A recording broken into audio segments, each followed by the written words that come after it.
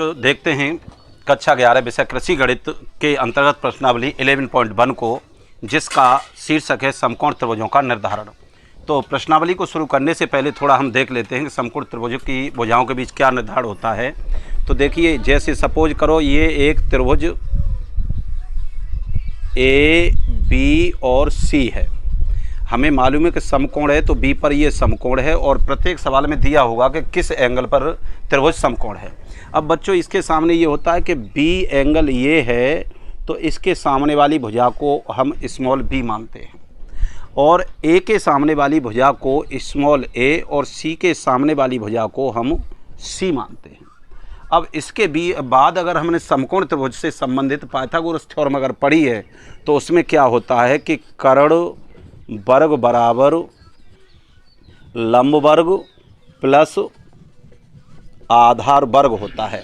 अब कर्ण हमारा क्या है, बी स्क्वायर है, बराबर इस जगह पर आएगा ए स्क्वायर प्लस सी स्क्वायर। एक तो निर्धारण ये हो जाता है। अब इसके बाद अगर हम एंगल ए निकाल लेते हैं, अगर एंगल ए हमको ज्ञात है, तो एंगल बी को निकालते वक्त हम क्या कर देते हैं, 90 माइनस एंगल ए कर देते हैं, अगर ये हमें ज्ञात है।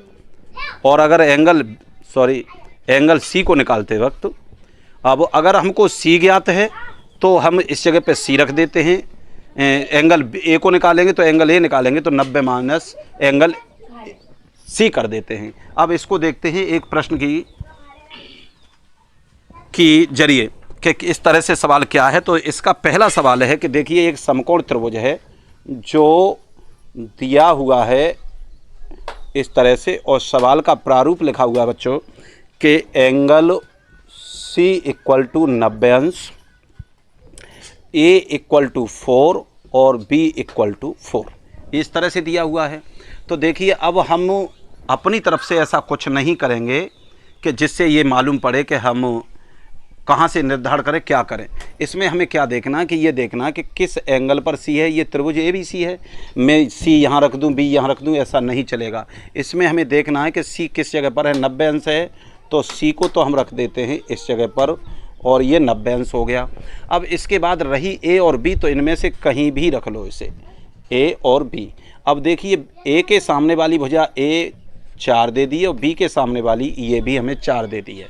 अब हम इसका कर्ण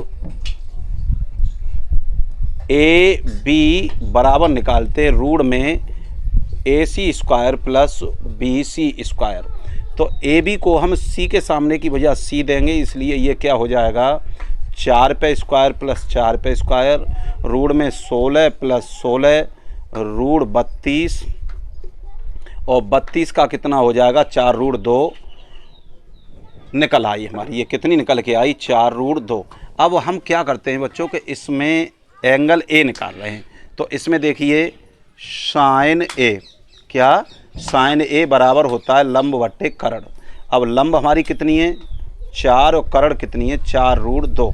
तो ये हमारा बच्चों साइन ए के बराबर चल रहा है। तो साइन ए इक्वल टू 4 से ये 4 कट जाएगा, 1 बट्टे रूट 2।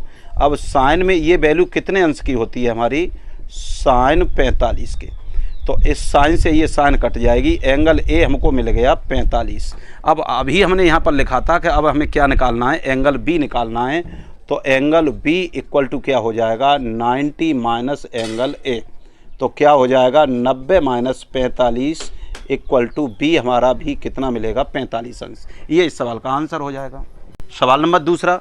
अब इसमें हम बच्चों देख रहे हैं कि देखिए एंगल बी 90 अंश दिया है। इससे पहले वाले सवाल में क्या दिया था, एंगल सी दिया था। तो हम जो त्रिभुज का निर्धारण करते हैं, अब यहाँ से हमें ये तो मालूम पड़ गया कि ये त्रिभुज ए बी सी है, लेकिन 90 किस अंश पर, किस कोण पर है उसको हम बनाते हैं। तो एंगल इस तरह से ट्रायंगल बना लिया, जो 90 है उसको इस जगह पर रख दो और यहाँ लिख दो 90 अंश। अब रह गया ए और रह गया सी। ए के सामने वाली भुजा हमें ए कितनी दे दी है, 3 रूट 3, और सी के सामने वाली भुजा ये कितनी दे दी है, 3। अब हमको क्या निकालना है, कर्ण ज्ञात करना है। क्या ज्ञात करना है, बी ज्ञात करनी है।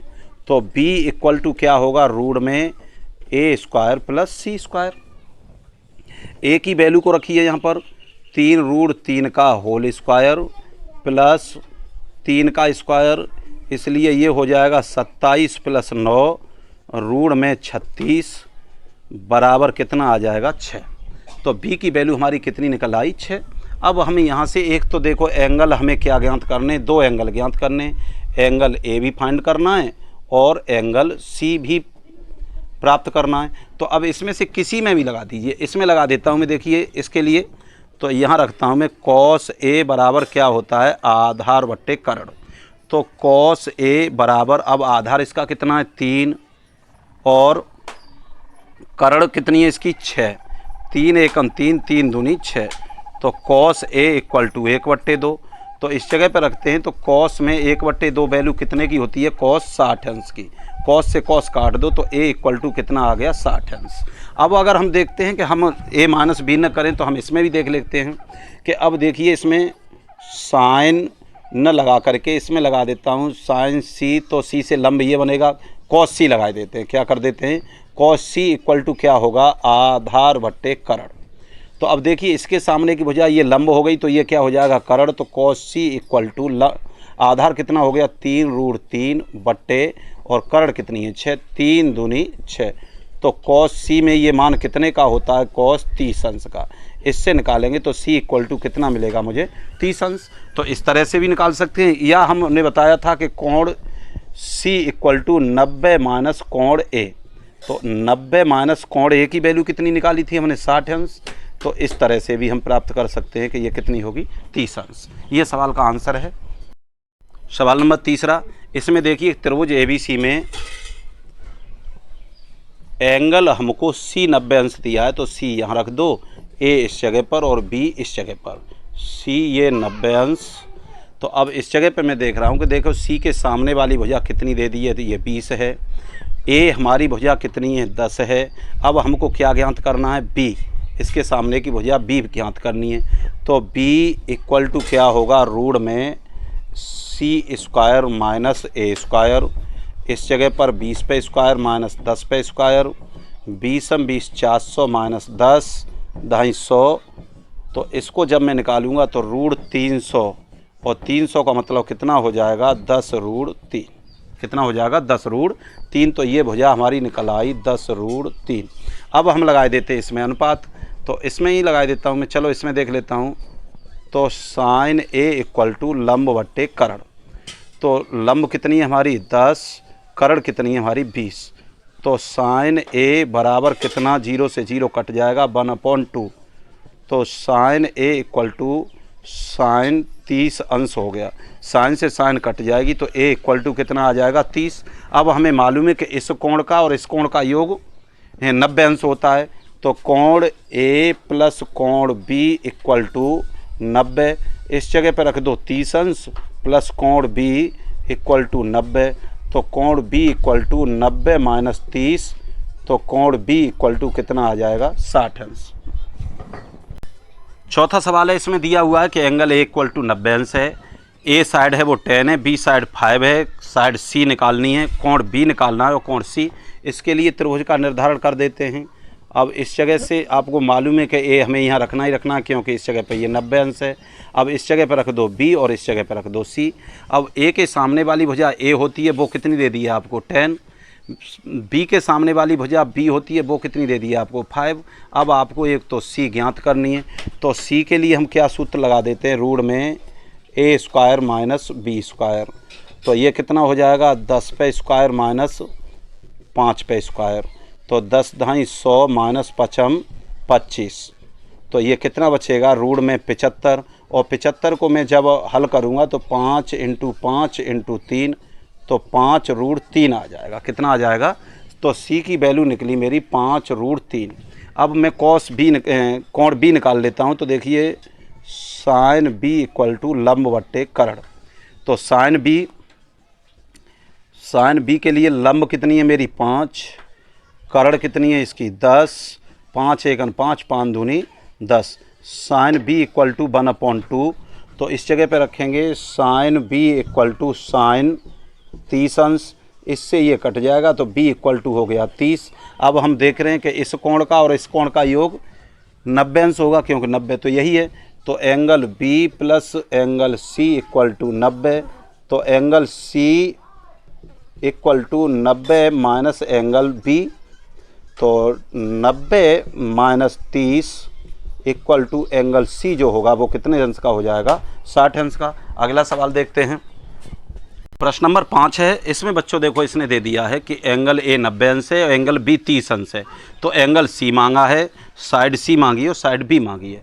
इस जगह पे देखिए त्रिभुज का निर्धारण जब हम करेंगे तो किस तरह से 90 अंश है, उस बिंदु पर 90 लिख दो, ए हमारा 90 अंश हो गया, बी हमारा इस जगह पर है, इसको भी उसने 30 अंश दे दिया है, और सी इस जगह पर है। ए के सामने की भुजा ए इक्वल टू 8 दे दी है। अब हमको क्या निकालना है, सी भी निकालना है, और इस जगह पर आएगा हमारा बी और इस जगह पर आएगा सी। तो हम देखते हैं कि एंगल सी तो हमारा ऐसे ही निकल आएगा, angle b plus angle c बराबर 90 अंश। इस जगह पर मैं 30 plus angle c equal to 90, तो angle c equal to 90 minus 30, तो एंगल सी इक्वल टू 60 अंश। ये वाला कोण कितना निकल आया मेरा, 60 अंश। अब हम इसी में लेकर के आधार को चलते हैं, तो देखो कॉस बी इक्वल टू आधार बट्टे कर्ण। कॉस बी अब हमें दे दिया है 30 अंश, आधार की वैल्यू हमें मालूम नहीं है, सी रख दी, कर्ण कितनी है हमारी 8, कॉस 30 का मान कितना हमारा √3/2 बराबर सी बट्टे 8, 2 चौक 8 और क्रॉस कर दिया तो सी इक्वल टू आ गया 4√3। कितना आ गया सी की वैल्यू, 4√3। अब पुनः रखते हैं साइन बी इक्वल टू लंब बट्टे कर्ण। अब साइन बी की जगह पर कितने अंश है, 30 अंश, लंब हमारी कितनी है बी, कर्ण कितनी है हमारी 8, साइन 30 की वैल्यू हमारी 1/2 होती है, तो b/8, इससे मैं कट कर देता हूँ 4 से, तो b इक्वल टू कितना आ जाएगा 4। ये इस सवाल का आंसर होगा।